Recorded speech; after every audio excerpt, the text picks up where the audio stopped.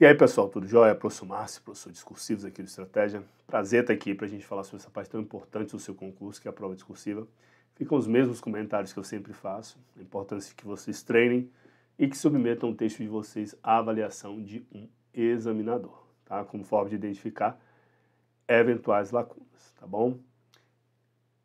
Peço desculpas, né? Minha voz, ela está bem prejudicada, então vou tentar fazer uma apresentação mais rápida hoje, para que a gente consiga chegar ao fim sem a voz se deteriorar muito ao longo dessa transmissão, beleza?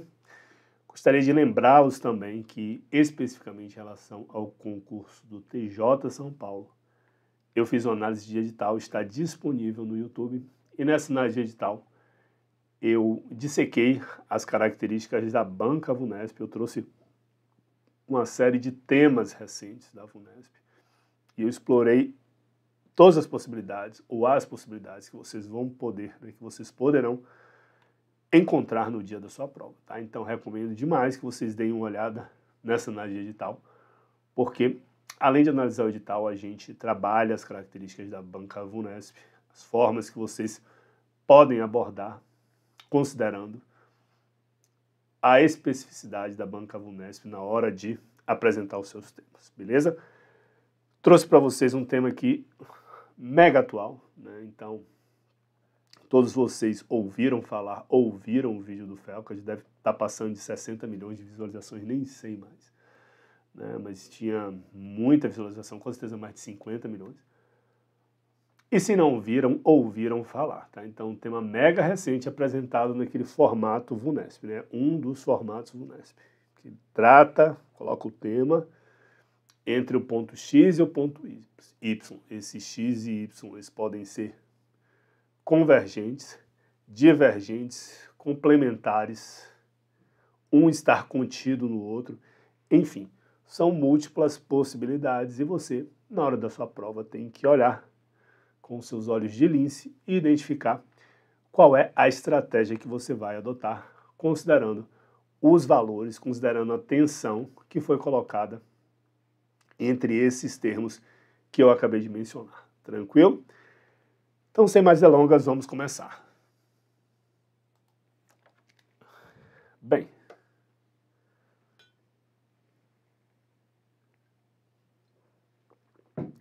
tema: adultização de crianças no mundo contemporâneo, né? Então, aqui, o fato do mundo contemporâneo estar aqui indica que nós temos que analisar o nosso tema à luz do que acontece atualmente. E é imprescindível nesse sentido que nós mencionemos as questões das redes sociais e da internet, né, pessoal? E a possibilidade de difusão de conteúdos, né? Enfim, entre a lógica da monetização e do dever de proteção integral. Então, aqui, pessoal, a gente tem dois valores que são, na minha linha argumentativa, conflitantes. E é isso que eu irei mostrar ao longo do meu texto, tá? Meus nobres, a adultização, ela não é, né, uma coisa recente. Então, se tem alguma coisa que é recente, é a preocupação do ser humano com a infância e a adolescência.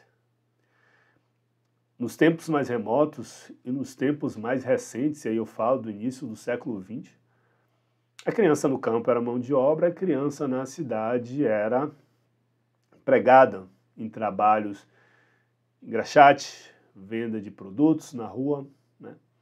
Então, não raro, isso acontecia e era visto com naturalidade. Somente aí, a partir da segunda metade do século XX, a criança passou num processo gradual a ser vista como um sujeito de direitos. A criança e adolescente, tá? Quando eu falei criança, vocês entendem criança e adolescente.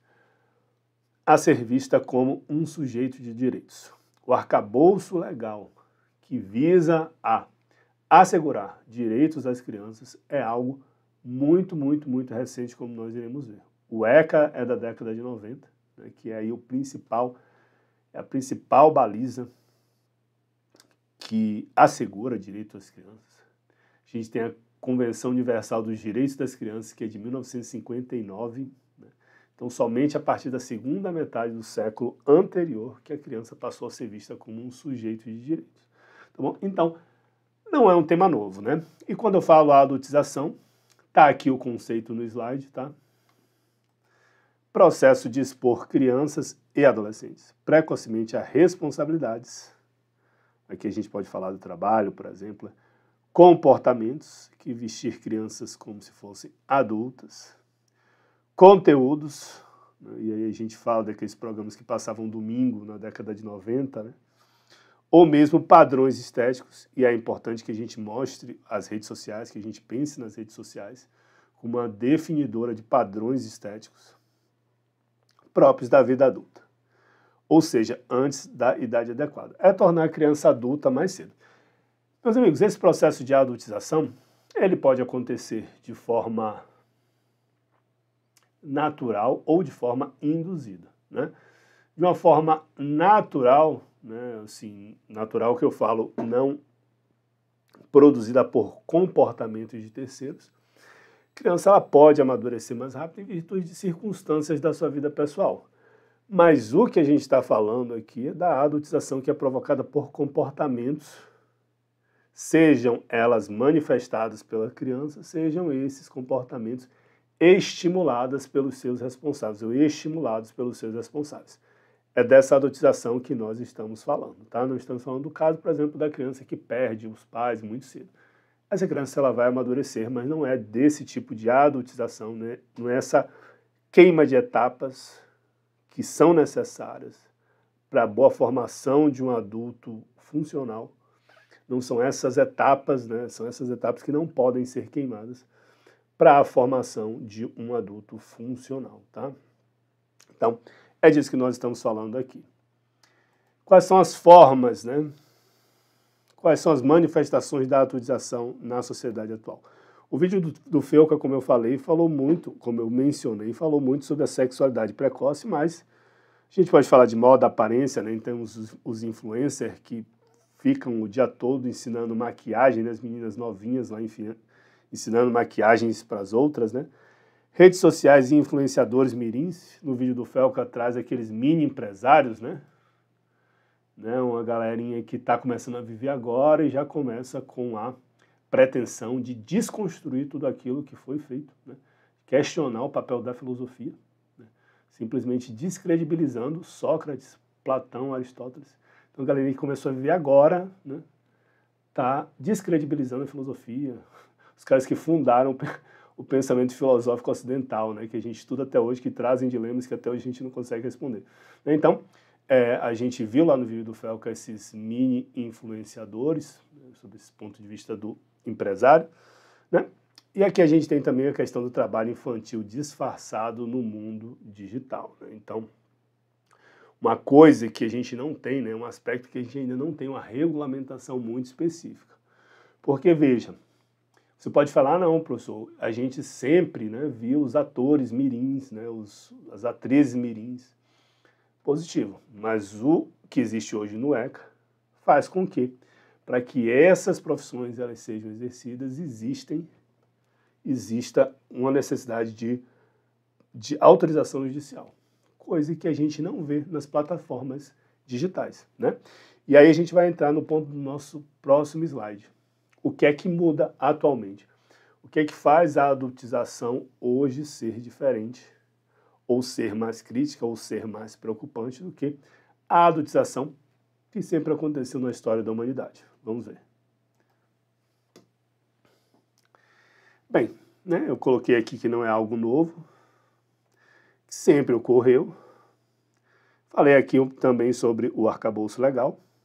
O que faz no momento atual particular e preocupante? Exposição 7/24. Então, pessoal, hoje, né, antigamente, quando tinha um ator mirim lá, ele tinha um momento de trabalhar, tinha, mas era um momento limitado. Limitado em termos de tempo e de espaço. Hoje, não existe esse limite. Você pode trabalhar o dia todo, todos os dias da semana, sem nenhuma regulamentação, sem nenhum amparo, muitas vezes sem nenhuma supervisão e até às vezes sob o estímulo dos pais que querem monetizar com a conivência das redes digitais, das redes sociais e com o estímulo dos pais que querem monetizar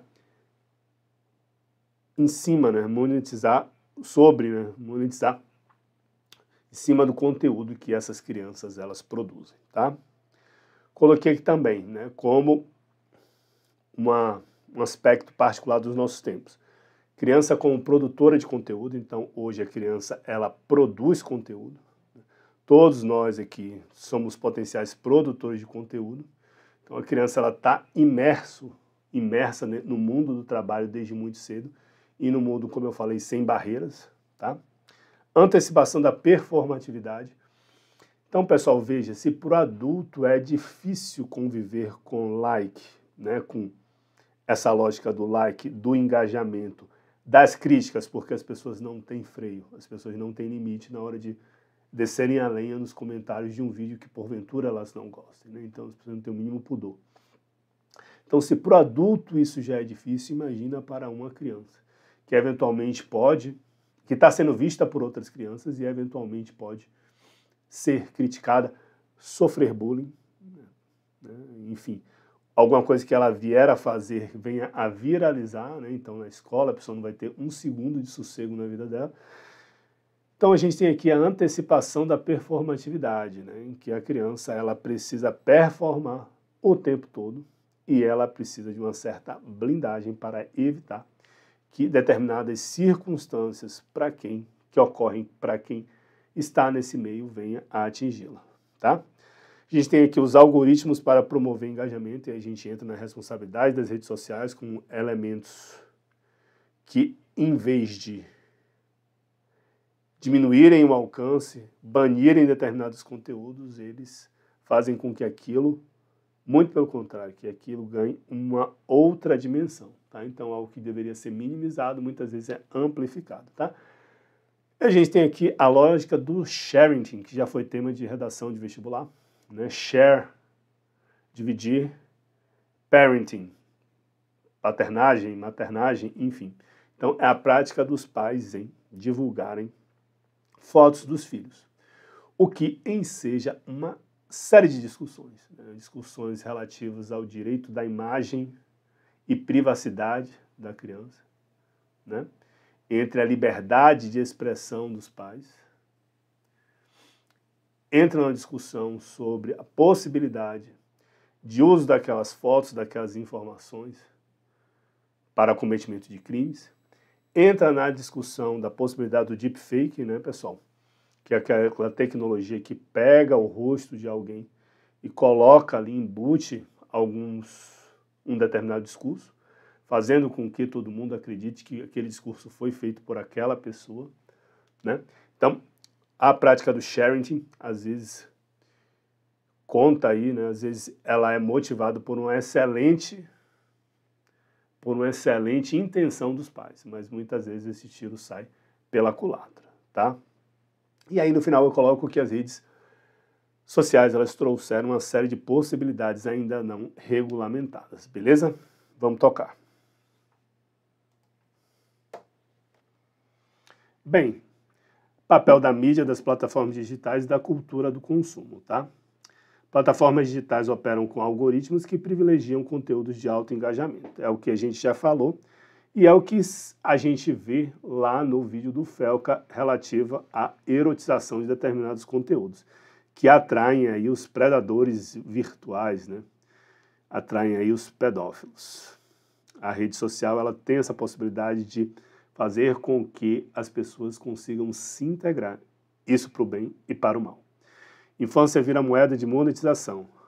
Familiares, agências de publicidade e influencers acabam priorizando visualizações, contratos lucrativos em detrimento da proteção infantil. Pessoal, um aspecto que a gente não falou é que a criança e o adolescente não é algo que eu acho que ela precisa de uma proteção especial. Ela precisa. A ciência mostra que a criança e o adolescente, eles ainda não têm um processo de amadurecimento de todas as partes do seu cérebro plenamente concluído. Então, o córtex pré-frontal ainda está em amadurecimento E é esse amadurecimento do córtex pré-frontal que permite que o ser humano possa, inclusive, lidar com uma série de situações que o adulto estaria apto a lidar e a criança não. Então é necessário, de fato, uma proteção integral para a criança. É necessário que a infância seja protegida. É necessário que a criança possa fazer atividades de criança. Estudar, brincar, que se mantenha a inocência da criança. Tudo isso não é conversa. Tudo isso é uma necessidade provada cientificamente para que a gente possa ter adultos funcionais que não propaguem um ciclo de desfuncionalidade para os seus filhos. Beleza? Bem, a gente tem aqui estímulo ao consumo por parte de criança, então a criança fica lá, anuncia produtos para outras crianças.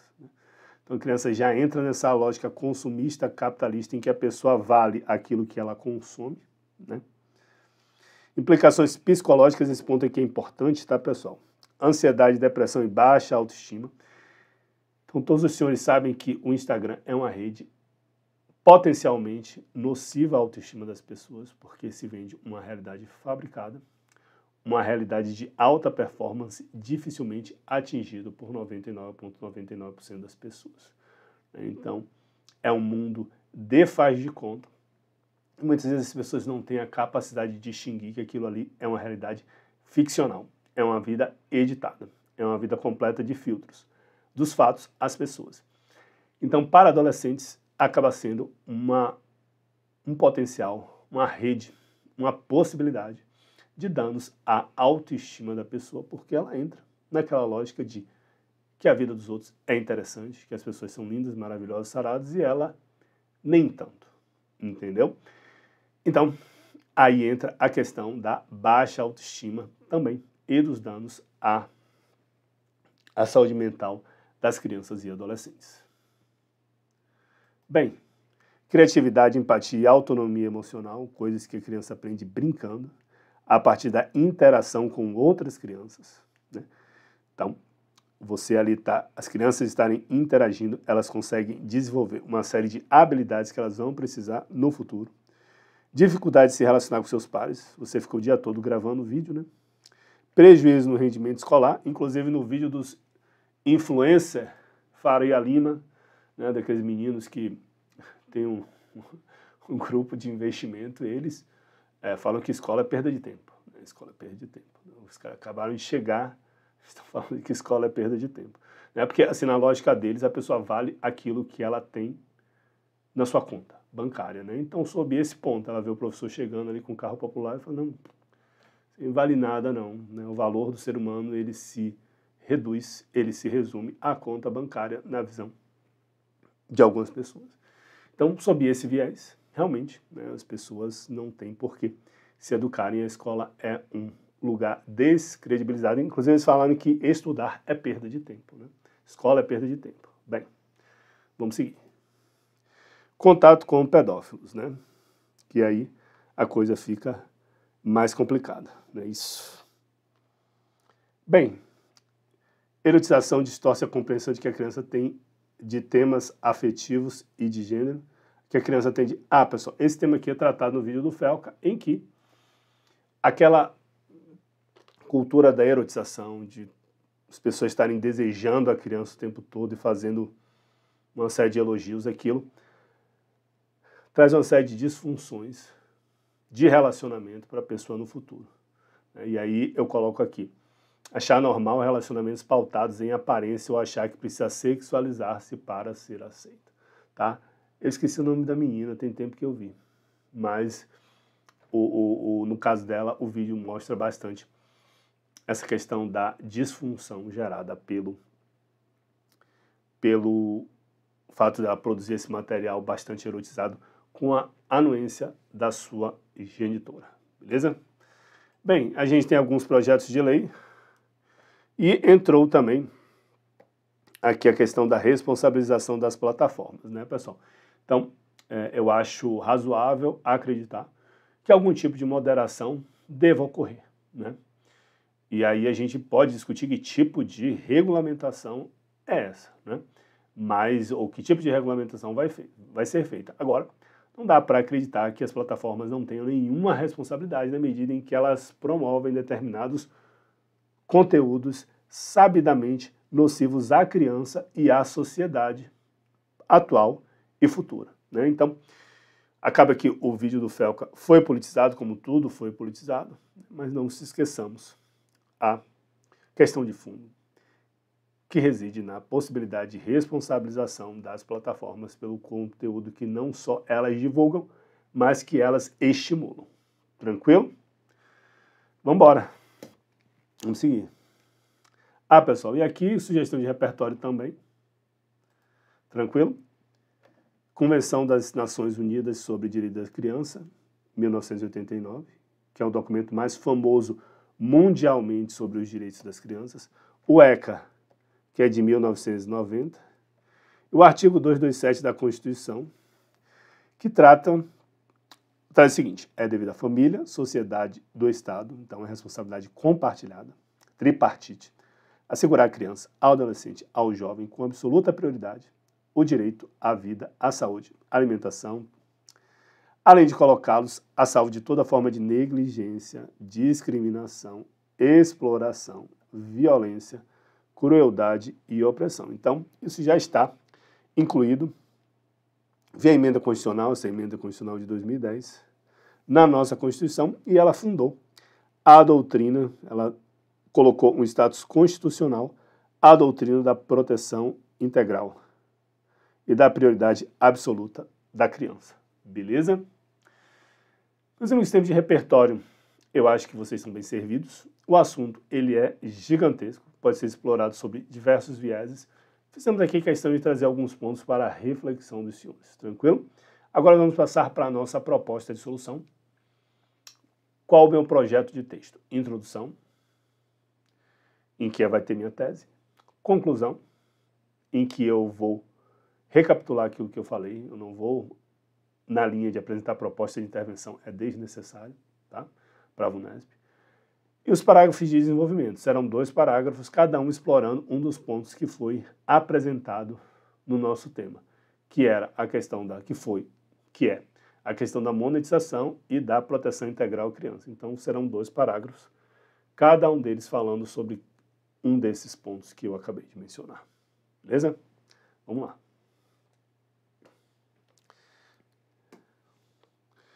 No mundo contemporâneo, então tome cuidado quando você está no mundo moderno, tá, pessoal? Esse termo moderno é uma questão que tem implicações filosóficas, tá? Moderno, pós-moderno, então tome cuidado se vocês usarem isso aí. Então, no mundo atual, contemporâneo, fica melhor.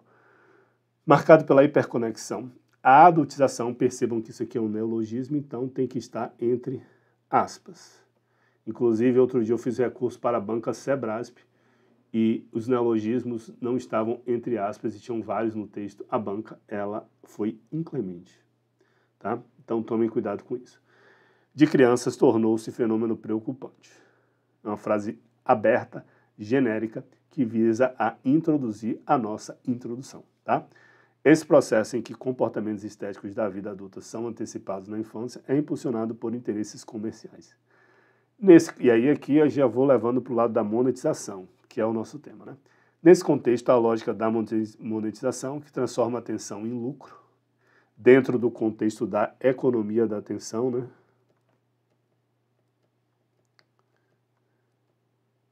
Em que a atenção ela é um produto que você vende quando você está entrando nas redes sociais, entra em choque direto com o dever de proteção integral, previsto na Constituição e no Estatuto da Criança e do Adolescente. Então, pessoal, qual é a minha tese? É que os 2 pontos, X e Y, apresentados no tema são divergentes, são conflitantes, e é por aí que eu vou andar. Beleza? Bem, desenvolvimento 1 vai falar de monetização. A monetização aparece sobretudo nas plataformas digitais, então aqui entra a questão das plataformas digitais que não podem faltar, porque tem a questão do mundo contemporâneo. Então, se você vai falar de adultização atualmente sem falar de plataforma digital, com certeza vai ter muita coisa de fora, tá? Onde perfis infantis se transformam em negócios.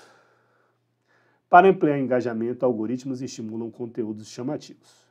Coreografias erotizadas, as dancinhas lá, dos meninos, das crianças de shortinho, uso precoce de maquiagem, exposição de rotinas íntimas.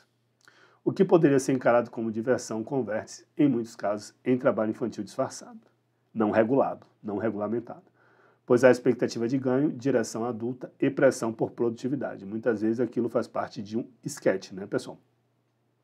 Tá todo mundo atrás, um bastidor fazendo aquele vídeo que aparentemente é despretensioso.